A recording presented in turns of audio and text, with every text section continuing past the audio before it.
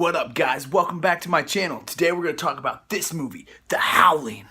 So, this movie, The Howling, came out in 1981, which was a big year for werewolf movies. There was 3 big ones that came out that year. This one, American Werewolf in London, and another called Wolfen. And guess what? Somehow, The Howling and American Werewolf in London are tied together. Stay tuned to find out how. I'll read you the synopsis on the back of the box, and I'll fill in any plot holes, alright? Severely traumatized by a near-fatal encounter with a serial killer, TV newscaster Karen White takes time off at a secluded retreat called The Colony. But when, after nights of being tormented by bestial, blood-curdling cries, Karen ventures into the woods seeking answers, and she makes a terrifying discovery. Now she must fight for not only her life, but her soul. So yeah, basically she goes to this camp, finds out everyone's werewolves. I believe one of her friends comes and helps her try to kill as many of them, or at least get her out of there.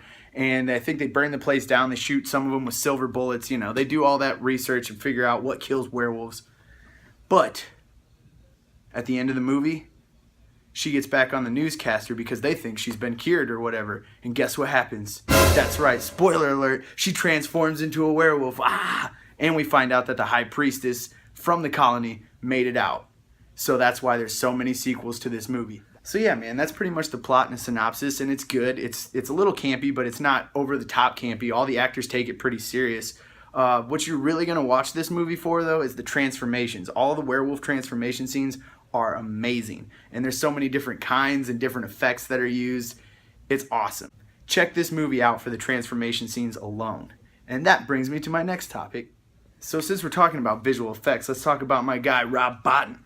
Rob Bottin's the one who did all the visual effects on this movie and saw it all the way through, but it actually started out with a guy named Rick Baker. Rick Baker actually started on this movie with Rob Bottin as his understudy, but then Rick went on to do American Werewolf in London with John Landis, so Rob Bottin finished the visual effects for this movie, and both movies were considered, werewolf transformation masterpieces. So much so, they actually both inspired Michael Jackson's Thriller video.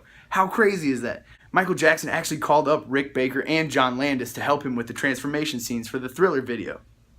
I'm pretty sure the Thriller music video is definitely what sparked off my love for werewolves, and once I found out these little tidbits of information, I just had to go back and watch these movies to see these transformations. So, this movie had fairly modest financial success, but it also gained a cult following, and that success actually aided director Joe Dante's career. Him and the producer Michael Fennell actually went on to do The Goonies together. Warner Brothers asked if they would like to helm the project, and they said, sure, why not? And if you believe it or not, these two universes, these two movies, The Howling and Gremlins, are actually connected. Don't believe me? Look for a yellow smiley face sticker on the fridge in The Gremlins. Because there's many scenes in this movie, The Howling, where you'll see the camera zooms into a yellow smiley face sticker. And I believe there's one in, like I said, the fridge of the Gremlins scene, so check that out. These two universes are actually tied together. Isn't that crazy? Yeah, so that was my review for the movie The Howling. Have you checked it out? Let me know what you think about it in the comments below. It's got those badass transformation scenes, man. And who would have thought that we would have learned about the Gremlins and Michael Jackson's Thriller, all from some 1981 werewolf horror movies, huh? That's awesome. Give me a like if you like this video. Subscribe for more great entertainment. And until next time, guys, T-Beck. Ow!